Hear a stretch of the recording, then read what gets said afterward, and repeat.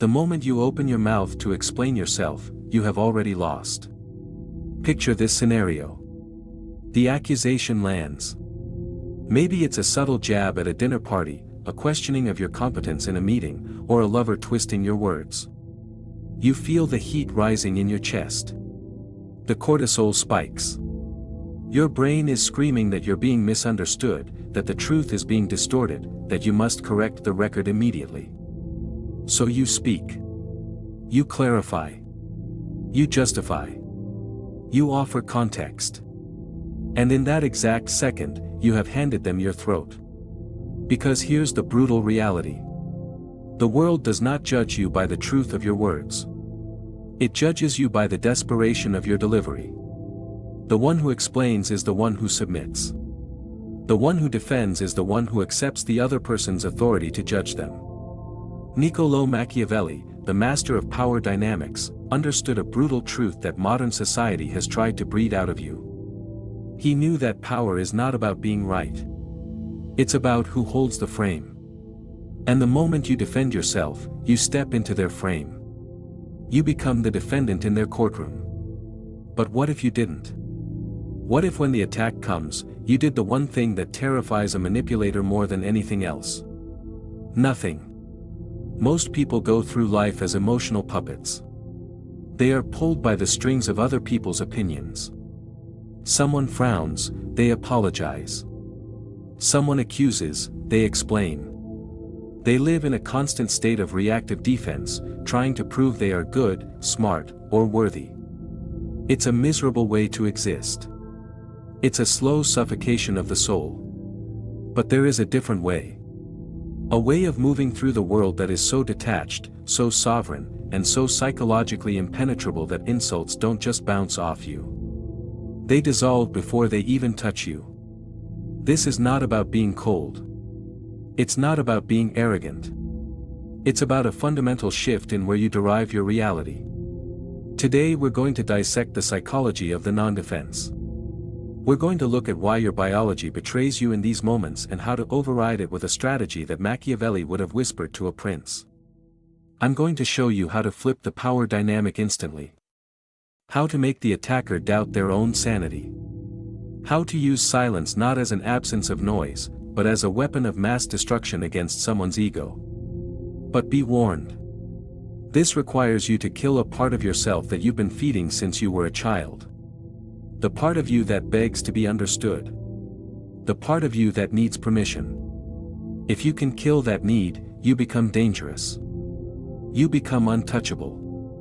Let's begin. So why do you do it? Why, when someone challenges you, is your first instinct to provide evidence of your innocence? It starts in childhood. Think back to when you were 5 years old and a parent or teacher accused you of something. What was the only way to escape punishment? Explanation. I didn't break it, it fell. I didn't hit him, he hit me first.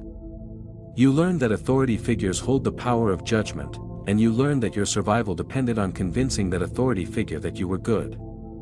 The problem is you grew up, but your psyche didn't. You're walking around the world projecting that authority figure onto everyone you meet. Your boss, your partner, the stranger on the internet, even your enemies. When you defend yourself against someone, you're subconsciously saying, "You are the judge, I am the child, please accept my plea so I can feel safe again." It reeks of weakness. And human beings, primal as we are, can smell that scent of submission from a mile away. Machiavelli wrote, "It is much safer to be feared than loved." Now translate that to modern social dynamics. It is much safer to be respected than understood. When you rush to defend, you're prioritizing being understood over being respected. You're saying, "Please get me, please see my intent." But a king does not explain his decree to the peasant. A lion does not explain its hunt to the gazelle. The moment you start rambling, giving reasons, showing texts, bringing up past events to prove your point, you've signaled that your internal stability depends on their agreement. You've given them the key to your house. And once they have that key, they can trash the place whenever they want. This is the trap of the validating self. You believe that if you just explain it clearly enough, they'll say, "Oh, I see now, you're right, I was wrong." How often does that actually happen? Almost never. Because the attack was never about the facts. It was about the power. They didn't accuse you because they wanted the truth. They accused you to see if you would jump. And you jumped. The first step to becoming untouchable is to realize that the courtroom doesn't exist. There is no judge. There is no jury. There is only you and your perception of reality. When you stop treating other people like judges, their accusations stop sounding like sentences. They start sounding like opinions. And opinions are just noise. So what happens when you don't jump? Imagine the scenario. Someone throws a verbal spike at you. You're being incredibly selfish right now. The old you would say, "No, I'm not, I did X, Y, and Z for you yesterday, I'm just tired." Defensive, weak, reactive. Now imagine the Machiavellian approach. They say, "You're being incredibly selfish right now." You look at them. You hold eye contact. You don't blink. You keep your face completely neutral. You let the silence hang in the air for 3, 4, 5 seconds. Do you know what happens in that silence? It's a psychological vacuum. The human brain is terrified of silence during a conflict. It signals a rupture in the social fabric. It signals that the other person is not playing the game. When you stay silent, you're mirroring their energy back at them. You're forcing them to sit in the tension they created. Usually, they'll start to crumble. They'll speak again to fill the void. I mean, you're not always selfish, but just right now. Why are you looking at me like that? They start defending themselves against your silence. The power has flipped. This is the gray rock method taken to a weaponized level. You become a void. A void cannot be attacked. You cannot punch mist. You cannot cut water. By refusing to provide the resistance of a defense, you cause their attack to pass right through you and unbalance them. This requires immense internal control because inside, your ego is screaming, "Fight back, say something clever." You must leash that dog. Machiavelli knew that the most powerful person in the room is the one who cannot be read. If you defend, you reveal your values. You reveal what hurts you. You reveal your buttons. "I'm not stupid," you shout. Now they know your insecurity is intelligence. "I'm not a bad person." Now they know your insecurity is moral standing. Silence reveals nothing. It's a dark mirror. And when they look into it, they only see their own aggression reflected back, and it makes them uncomfortable. It makes them feel judged, which is ironic because you haven't said a word. Sometimes silence is not enough. Sometimes the situation requires words, but never defensive words. If you must speak, you never push back against the force. You pull it. You use the aikido of conversation.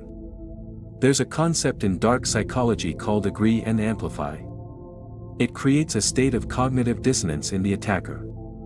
If someone accuses you of something absurd, defending yourself validates the absurdity. It suggests the accusation is serious enough to warrant a response. Instead, you lean into it. You exaggerate it until it becomes a caricature. Attacker says, "You're so obsessed with money, you're greedy." Defensive you says, "No, I'm not, I just want to provide for my family." Boring, predictable, weak. Machiavellian you says, "You caught me, I actually swim in a vault of gold coins like Scrooge McDuck every Tuesday, it's terrible for my back." You say it with a flat face or a slight amused smirk. What have you done here? You refuse to be insulted. You proved you're not insecure about the topic. You turned their serious attack into a joke. You established that you are the one framing the reality, not them. This strips the attacker of their weapon. They wanted to hurt you. Instead, you took their knife and started peeling an apple with it. It signals amused mastery. Amused mastery is the ultimate state of high status. It's the attitude of a parent watching a toddler throw a tantrum. You don't get angry at the toddler. You don't argue with the toddler. You're amused by the drama because you know you're safe. When you defend yourself, you're getting down on the floor and screaming with the toddler. Don't do that. Stand up. Look down. Smile. Robert Greene in the 48 Laws of Power talks about Law 25, recreate yourself. Part of that is refusing the identity others try to thrust upon you. When they label you, they're trying to put you in a box. If you fight the box, you're still interacting with the box. If you mock the box, you dissolve it. You're arrogant. I prefer the term charmingly confident, but sure. You don't care about anyone but yourself. I'm working on it, I'll add you to the list of people I care about next year. It's savage. It's dismissive. And it's incredibly attractive. Why? Because it shows you are whole. You do not need their validation to know who you are. A person who knows their generous laughs when called stingy. A person who knows their smart laughs when called stupid. If you're defending, it's because deep down you fear they might be right. And that is the shadow work you must do. Let's go deeper into the philosophy of the interaction. Every conversation has a metastructure, a hidden architecture. In a conflict, there's usually a judge and a defendant. The judge asks questions. Why did you do that? What were you thinking? Who do you think you are? The defendant answers.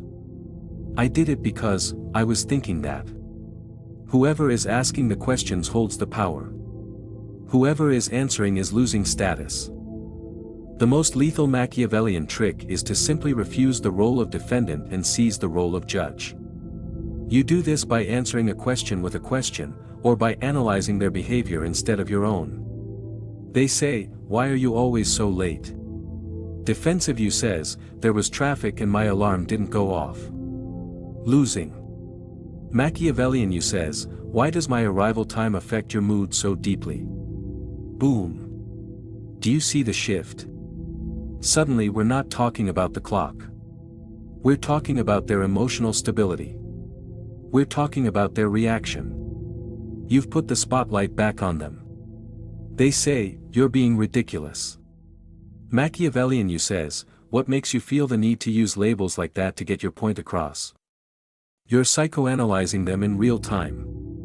This is infuriating to a manipulator. They want you on your back foot. Instead, you're walking around them, observing them like a specimen in a jar. It's interesting that you perceive it that way. Does saying that make you feel better? You seem very invested in this. These phrases are shields. They acknowledge the sound coming out of the other person's mouth, but they do not accept the content. It's a boundary, a verbal force field. You're saying, this is your stuff, not mine, keep it. This is not just a technique. It's a spiritual stance. It's the realization that other people's perceptions of you are none of your business. Their anger is their problem. Their disappointment is their responsibility to manage. When you defend, you're trying to carry their emotional baggage for them. You're trying to fix their feelings. Stop it. Let them carry their own weight. Now for the paradox. Sometimes the most aggressive, defensive, power-flipping move you can make is to agree, but not the way you think. This is not the agreement of submission. It's the agreement of the abyss. Imagine someone is screaming at you. They're listing your flaws. They're trying to provoke a fight. You look them in the eye and say calmly, you're right. And then you stop talking. You're right, I am difficult sometimes. You're right, I did mess that up. This is the fogging technique. When you throw a rock into a fog bank, what happens? Nothing. No thud, no rebound. It just disappears.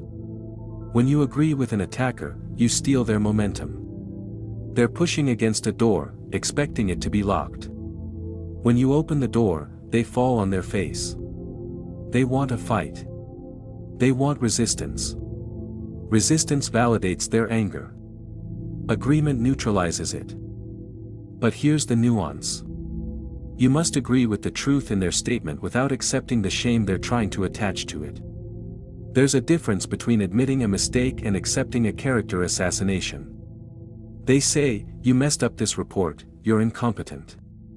Defense says, "I'm not incompetent, the data was wrong."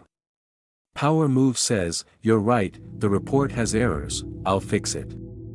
Notice what was left out. You didn't address the incompetent part. You ignored the insult and addressed the fact. You took ownership of the action but not the identity. This signals immense confidence. Only a person who is secure in their competence can admit a mistake so easily. Insecure people fight to the death to prove they didn't make a mistake. Secure people say, "Oops, my bad," and move on. Machiavelli would call this disarming the enemy. If you lay down your sword, they look foolish holding theirs. It takes the wind out of their sails. It makes them look hysterical and you look grounded. And in the long run, history is written by the grounded. None of this works if it's just a tactic. If you're using these lines but your voice is shaking or your eyes are darting around or your energy is screaming "Please like me," it will fail. Dark psychology is 20% words and 80% nonverbal frame. You have to build the internal architecture to support the silence. This brings us back to the shadow. Why does it hurt when they attack you? Because they're touching a wound that's already there. If I tell you you have green skin, you won't get mad. You'll think I'm crazy. You won't defend yourself. You'll laugh. But if I tell you you're a failure and you defend yourself, it's because a part of you suspects I might be right. The ultimate defense is not a verbal technique. It's self-knowledge. It's looking into your own darkness, owning your own flaws, and accepting your own shadow. When you know you're capable of selfishness and someone calls you selfish, you say, "Sometimes yes." When you know you're capable of cruelty and someone calls you cruel, you say, "I can be." You cannot shame a man who has already accepted himself. You cannot expose a woman who has nothing left to hide. This is what it means to be untouchable. It means you've integrated the parts of yourself that others try to use against you. You become transparent. The light passes through. The arrows pass through. You're no longer a fortress that needs defending. You are the wind. So here's the challenge. For the next 7 days, you're going to play a game. The game is called no defense. No matter what happens, no matter how small the accusation, you are forbidden from explaining yourself. If you're late, say "I'm late," do not give the reason. If you spill the coffee, say "I spilled the coffee," do not blame the cup. If someone misunderstands you, let them misunderstand you. Sit in the fire of that discomfort. Feel the urge to fix it, to manage their perception, to be the good guy. And let that urge burn to ash. Watch what happens to the people around you. Watch how they react when you stop playing the game. You'll see confusion, then respect, then a strange kind of magnetism.